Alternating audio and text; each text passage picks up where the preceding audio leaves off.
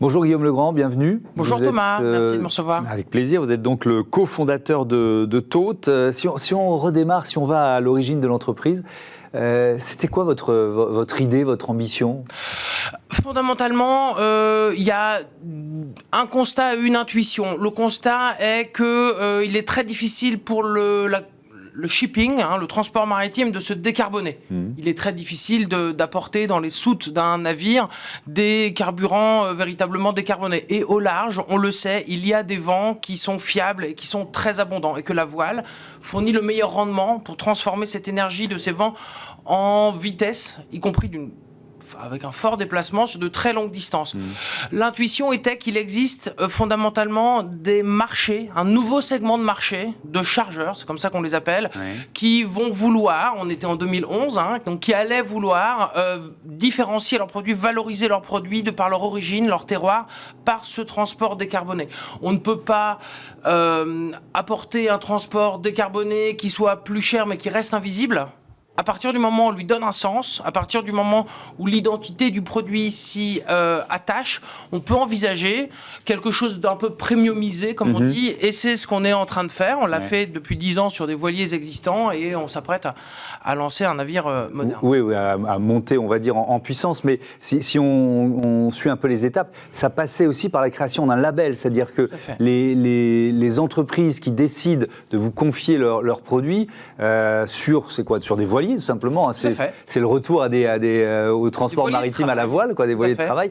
Et ben, ils ont un label. C'est quoi ce label ? Alors, on l'a appris au fil du temps. Dès 2012-2013, donc nous, on est des affréteurs de voiliers existants, de voiliers de travail, ce qu'on appelle communément des vieux gréements, ce qu'on appelle tout simplement des voiliers de transport. On a transporté de l'ordre de 1500 tonnes de marchandises sur des routes en cabotage entre le golfe de Gascogne, l'Europe du Nord, en transatlantique. Le transport est finalement invisible. Il est dans 90% de ce que nous consommons et il n'y a pas de visibilisation possible. Le stylo que vous tenez en main, Thomas, il est peut-être venu de très loin. Si vous vouliez, en bon journaliste d'investigation que vous êtes, trouver le navire qui l'a ramené... Bon courage. En fait, ou Élise Lucet, si elle nous entend, on pourrait y passer peut-être une année entière. On trouverait certainement l'usine, on ne trouverait pas le port, le conteneur, le navire, et a fortiori par où c'est venu. Donc tout ce qui va déplacer votre produit est invisible comme opaque. Et pourtant, vous êtes un payeur final, le transport maritime carboné. C'est comme si vous confisquiez cette information. Vous n'avez pas le choix de choisir un stylo qui serait transporté, par exemple, de façon plus sobre, admettons, quel qu'en soit le critère. On propose, nous, de rendre visible un transport parce qu'il est mieux disant. Nos voiliers ont le moteur éteint plus de 95% du temps. On va respecter un rythme de la nature qui est celui des vents, une vitesse qui est de l'ordre de 10 nœuds, parlant nœuds. C'est de l'ordre de 15 jours pour traverser l'Atlantique, c'est 20 km/h environ.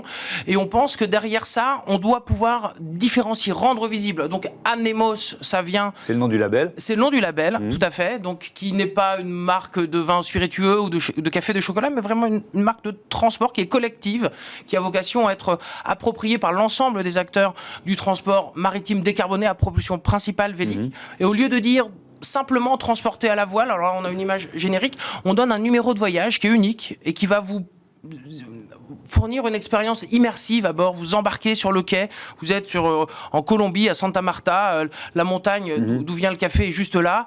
Les dockers sont en train de charger le café, puis vous allez tirer des bords pour sortir de la mer des Caraïbes, repasser au-dessus des Bermudes pour arriver ici. Vous allez avoir un bilan carbone global et par paquet de café, de l'ordre de 100 grammes de CO2 par 250 grammes de café. Quand on est à la voile, par rapport à nous-mêmes, par rapport au porte-conteneurs qui parcourt ces routes-là, par exemple. Et donc, c'est des données très techniques, des options nautiques. Vous allez également avoir une présentation de l'équipage. Qui sait, si vous cherchez bien, les dauphins ou les couchers de soleil, parce que ça fait partie, finalement, de la façon dont Vous racontez une histoire et c'est une aventure. Vous venez de devenir une société à mission. La mission de Todt, c'est d'agir pour décarboner le transport maritime en utilisant la force du vent pour un mode de transport plus sobre, moins dépendant des hydrocarbures et plus transparent. Pourquoi cette étape pourquoi c'était important pour vous ?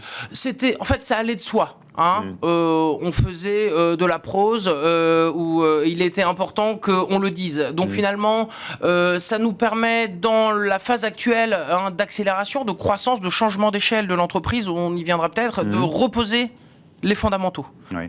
Il faut qu'on soit économique, qu'on soit en ligne avec les attentes des chargeurs, donc en B2B, des clients finaux en B2C, mais qu'on sache ne pas oublier ces valeurs fondamentales qui sont celles d'une propulsion principale à la voile et dont le but est de se décorréler, de s'émanciper des hydrocarbures. Une fois qu'on a dit ça, statutairement dans l'entreprise, il y a un comité de mission qui existe dont statutairement, je ne peux pas faire partie, donc il existe lui-même de façon indépendante, donc c'est une façon d'envisager une gouvernance de façon un peu plus équilibrée, d'avoir des garde-fous, des gardiens du temple, qui nous permettent donc, avec cette mission, de poser les choses tout simplement. Mais on allait rester dans cette mission. Oui, de toute façon. Quelques données générales. Le transport maritime représente à lui seul 7% de la consommation mondiale de pétrole et on estime qu'il émet environ 940 millions de tonnes de CO2 par an. Donc on voit bien ce qu'une entreprise comme Todt peut tenter de faire parce que c'est une petite partie de la décarbonation. Mais quand même, vous l'avez dit, vous changez d'échelle. Vous changez d'échelle en levant des fonds, en signant un partenariat avec un chantier naval français qui s'appelle Piriou. Alors pour créer quoi? Un nouveau bateau, c'est ça? Tout à fait. Nous avons une première phase de développement, un premier étage de fusée, on a une preuve de concept, on a montré que sur des navires qui transportent 100 à 150 tonnes, on arrivait à trouver des clients, à créer des taux de fret, ce nouveau segment de marché, cette visibilisation du transport dont on vient de parler. Évidemment, quand je vous dis qu'on a transporté de l'ordre de 1500 tonnes, c'est peut-être ce qui se décharge en 1 minute au port du Havre actuellement. On est parfaitement conscient de l'humilité, finalement de l'échelle assez infinitésimale qu'on a par rapport aux flux mondiaux. Il est fondamental pour nous de multiplier à la fois le nombre de navires et les tailles et les volumes qu'on pourra transporter. On parle d'un navire de 80 mètres hors tout, sur les points les plus éloignés, de l'ordre de 70 mètres de coque, qui transportera plus de 1000 tonnes de capacité, à plus de 10 nœuds également. Et c'est un partenariat avec, je pense, une des plus belles aventures industrielles des côtes de Bretagne depuis 1965. On est très fiers d'avoir choisi Piriou, non pour les beaux yeux de Piriou, mais parce que Piriou était le meilleur, techniquement, financièrement, dans l'approche intelligente de la boucle navire, telle qu'elle nous l'a permis dans la co-conception qu'on mène ensemble. 30 fois plus de volume, donc 2 à 3 fois plus vite. Ça nous permet, au-delà de ce qu'on a pu de transporter aujourd'hui, d'avoir des chargeurs à bord tels que les marques Martel, Moom, Perrier-Jouët, tels que C'est Moi, tels que Belco, avec lequel on travaille aujourd'hui, mais on travaillera demain, mais par contre sur des milliers de tonnes.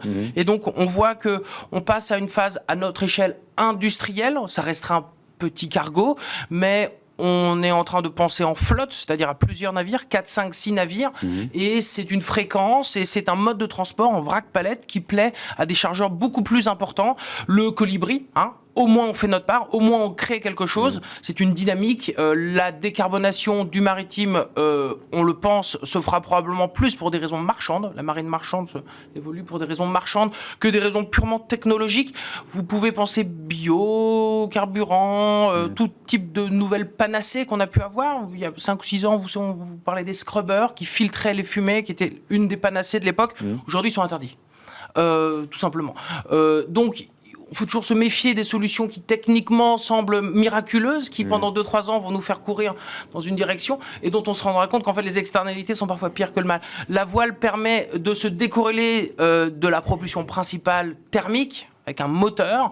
On n'embarque pas avec nous des centaines de tonnes de carburant et c'est véritablement utiliser l'alizé, utiliser les systèmes dépressionnaires du Nord qui nous permet d'avancer à une vitesse qui convient aux clients et à un taux de fret, c'est comme ça que ça s'appelle, de l'ordre de quelques dizaines de centimes, de l'ordre de 2 centimes par stylo, peut-être, qui permet d'être... vous êtes prêt à payer 2 centimes par stylo? Oui, évidemment. Et s'il vient de façon décarbonée. Bien sûr, et c'est pour ça qu'on revient au label Anemos qui permet aux clients, aux consommateurs de savoir d'où vient et comment son produit s'est baladé. 4 navires en 2026, c'est l'ambition de Todt. Merci beaucoup Guillaume Legrand d'être venu nous présenter. À Smart et à ses téléspectateurs pour leur fidélité. C'est sympa, merci. Bon vent aux voiliers cargo de Todt. On passe à notre débat sur l'innovation responsable tout de suite.